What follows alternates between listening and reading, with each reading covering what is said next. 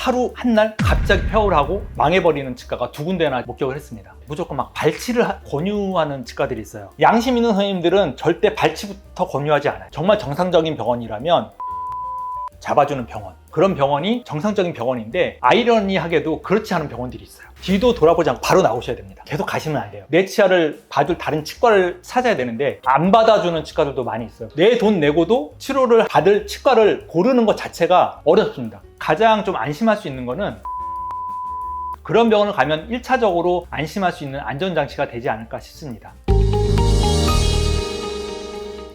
치아는 한번 잘못 치료하면 되돌릴 수가 없잖아요. 그렇기 때문에 다른 어떤 것보다 더 신중하게 치료를 해야 하는 게 맞거든요. 그런데 요즘 뉴스들을 보면 어쩜 그렇게 양심 없이 치료하는 의사들이 많은지 모르겠습니다. 환자분들 입장에서도 나도 저런 일을 당하면 어떡하지, 그런 마음도 들 것 같고요. 저런 치과는 절대 가면 안 되겠다는 생각이 많이 드실 것 같아요. 그런데 사실 이 치과가 좋은 치과인지 아닌지 환자가 알기가 참 어렵습니다. 제가 과잉진료합니다 이렇게 말할 치과 의사는 한 명도 없을 것 같아요. 그래서 오늘은 절대 가면 안 되는 치과에 대해서 알려드리려고 합니다.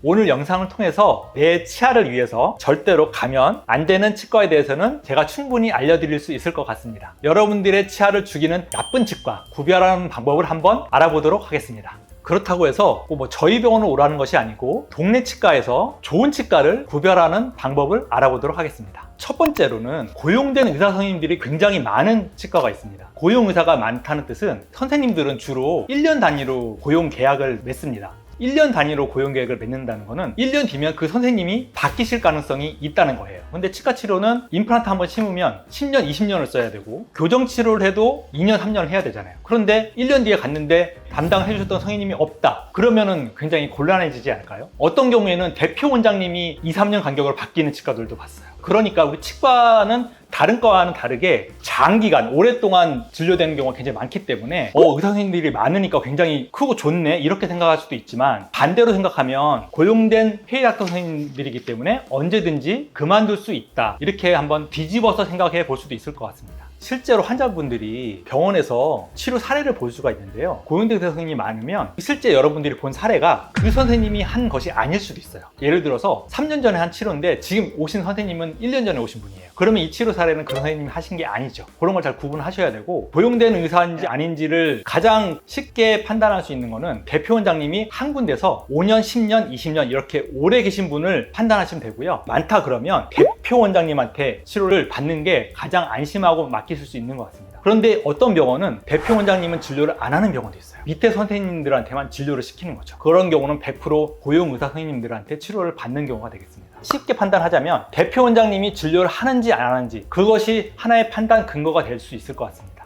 절대 가지 말아야 할 치과 두 번째인데요, 시술비가 저렴하고 싼 병원들이 있어요. 너무 싸면 좀 한번 의심을 해봐야 돼요. 왜 그러냐면 적정 원가라는 게 있거든요. 예를 들어서 정말 원가에 가깝게 하는 병원들이 있어요. 그래서 제가 저게 어떻게 가능할까 하고 나중에 유심히 봤는데요, 선결제로 환자분들한테 미리 금액을 받아놓고 1년, 2년 정도만 운영을 하다가 병원을 폐업을 해버린 경우가 있습니다. 실제로 최근 한 달 사이에 강남 대로 한복판에 그냥 작은 치과도 아니고 정말 큰 대형 치과가 하루 한 날 갑자기 폐업을 하고 망해버리는 치과가 두 군데나 목격을 했습니다. 그런 병원들은 싸게 하지 않고서는 환자들이 올 수 없는 구조예요. 적정한 치료비를 받으면 환자분들이 안 오기 때문에 어쩔 수 없이 눈물을 머금고 하다가 결국에는 적자가 점점 더 커져서 안타깝지만 수억 대의 빚을 지고 폐업을 하는 경우죠. 그럼 거기서 치료받는 사람들은 어떻게 되나요? 거기서 낸 치료비는 치료비대로 못 받고 민사소송을 또 걸어야 되고, 그 소송이 또 한번 가면은 몇 년씩 걸리잖아요. 그런 동안에 내 치아를 봐줄 다른 치과를 찾아야 되는데 내 돈 내고도 치료를 받을 치과를 고르는 것 자체가 어렵습니다. 안 받아주는 치과들도 많이 있어요. 수술을 해놨는데 정상적으로 수술을 해놓지 않고 공장형 치과라고 해서 빨리빨리 대충 해놓기 때문에 두 번째로 치료를 한 선생님들이 치료하기가 너무 난감해지는 거죠. 비용도 2배, 3배로 받을 수도 있고, 비용을 받고 치료를 해줘도 환자분한테 좋은 소리를 못 들을 가능성이 굉장히 높아요. 그렇기 때문에 하고 싶어도 못하는 거죠. 이런 경우는 어쩔 수 없이 대학병원을 가야 되고 그런 난감한 일들이 생깁니다. 세 번째로는 선결제를 해서 할인을 유도를 한 병원들이 있습니다. 과도한 경우가 문제가 되죠. 선결제를 하더라도 분납을 할게 하면 그 분납이 가능해야 되는데 분납이 안 되고 무조건 선결제를 유도하는 병원들이 있어요. 선결제를 유도하면서 할인을 과도하게 하는 거죠. 환자들을 이벤트로 단기간에 모은 다음에 먹튀 치과가 되는 병원들이 있어요. 그런 병원들이 심심치 않게 있기 때문에 성결제를 좀 과도하게 유도한다 그러면 분납으로 결정을 하시는 게 좋을 것 같습니다. 절대 가지 말아야 할 치과 네 번째인데요. 상담실장님이라고 있어요. 그분들이 치료 계획을 먼저 잡아요. 의사가 보기도 전에. 그런 병원은 정말 조심을 하셔야 됩니다. 정말 정상적인 병원이라면 내 입 안을 의사 선생님이 먼저 보고 치료 계획을 잡아주는 병원. 그런 병원이 정상적인 병원인데 아이러니하게도 그렇지 않은 병원들이 있어요. 뒤도 돌아보지 않고 바로 나오셔야 됩니다.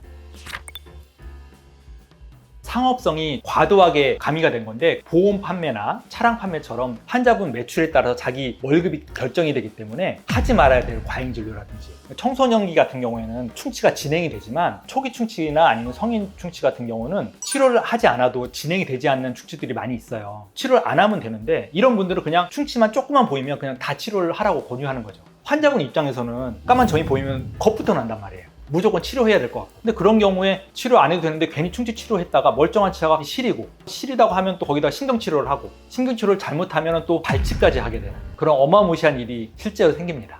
마지막으로 가지 말아야 할 치과 5번째인데요. 5번째 치과는 무조건 막 발치를 권유하는 치과들이 있어요. 치아는 한번 빼면 돌이킬 수가 없습니다. 비가역적인 치료라고 하는데요. 예를 들어서 피부과 가서 보톡스 치료라든지 이런 거 하면 부작용이 생겨도 6개월 지나면 없어지거든요. 근데 치아는 어때요? 한번 빼면 돌아오지가 않습니다. 그렇기 때문에 양심 있는 선생님들은 절대 발치부터 권유하지 않아요. 치료하고 살리려고 노력하다가 어쩔 수 없는 경우에 눈물을 머금고 발치를 합니다. 그게 환자분들 마음에 느껴져야 돼요. 가자마자 이거 뽑아야 돼요. 그렇게 하는 병원이라면 한번 생각을 해보셔야 될 것 같습니다.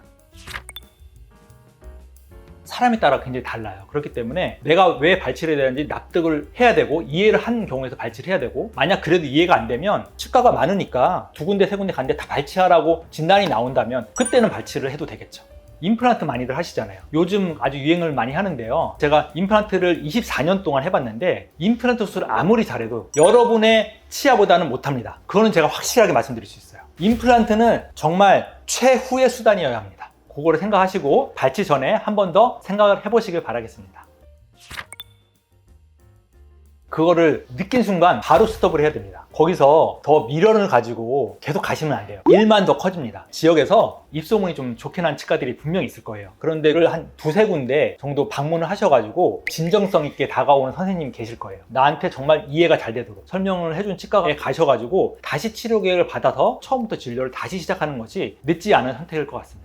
자, 여기 보시면 오른쪽 위에 치아를 발치해서 임플란트를 수술하려고 했던 환자인데요. 무리한 수술로 인해서 이게 다 실패를 하고 저희 병원에 온 케이스인데요. 제가 이거 다시 제거를 다시 하고 다른 사람 뼈를 다시 이식을 해서 블록본이라고 하는데 블록처럼 네모나게 블록이 돼 있는 뼈를 말해요. 블록뼈를 나사로 고정을 시키고 이게 완성이 되고 나서 임플란트를 3개를 성공한 케이스인데요. 이분은 원래 소원은 3개를 다 싣는 게 아니고 하나만 심어달라고 했어요. 대학병원에서도 실패를 했기 때문에 성공에 대한 확신이 없어서 소망을 하셨는데 다행히 수술이 잘 돼서 나중에 저하고 신뢰관계가 잘 형성이 돼서 잘 치료가 된 케이스고요. 라뽀라고 해서 의사와 환자 간에 신뢰관계가 형성이 되면 가족분들도 데리고 오고 이제 주변 친구들도 많이 데리고 오고 이분이 한 10명 정도 소개한 것 같아요. 제가 이 영상을 촬영하게 된 동기 중에 하나가 최근 한 달 사이에 바로 근처 굉장히 큰 치과들이 2군데나 갑자기 폐업을 해서 환자들이 되게 곤란해한다는 그 인터넷 기사를 보고 유튜브 영상을 찍겠다고 마음을 먹었는데요. 근본적인 이유는 치과가 굉장히 많아지면서 과도하게 경쟁에 내몰려지면서 치과 의사로서의 윤리보다는 영업적인 측면에 좀 과도하게 밀리면서 그런 치과들이 많이 생긴 것 같아요. 제가 물론 이제 5가지만 말씀드렸지만 여러 가지 또 찾을 수 있겠죠. 그래서 가장 좀 안심할 수 있는 거는 주변 지인이나 친구분들이나 아시는 분들이 치료를 받고 좋은 경험을 가졌던 치과를 소개받으시면 1차적으로 안심할 수 있는 안전장치가 되지 않을까 싶습니다. 오늘 영상을 보시고 여러분들이 치과 선택을 하는데 조금이라도 도움이 되었으면 좋겠습니다. 감사합니다.